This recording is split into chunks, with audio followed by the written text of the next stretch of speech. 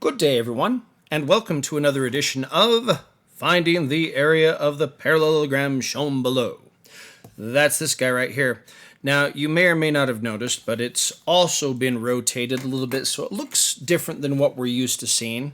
Once again, you can rotate it back if that helps you. Shapes do rotate, so we'd have a base of 6 and a height of 7. And that's totally fine. You can totally rotate these shapes. We see it all the time in architecture, and it doesn't have to throw you off. So, having said that, we're going to find the area the same way we always have. We're going to do area equals base times height. So in this case, we have a base of 6, and we have a height of 7. 6, 7. Oh my gosh, you could be listening to this 20 years from now and be like, what is he doing?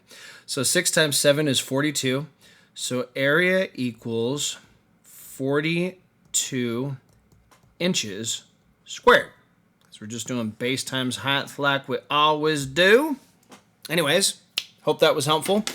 Best of luck to you.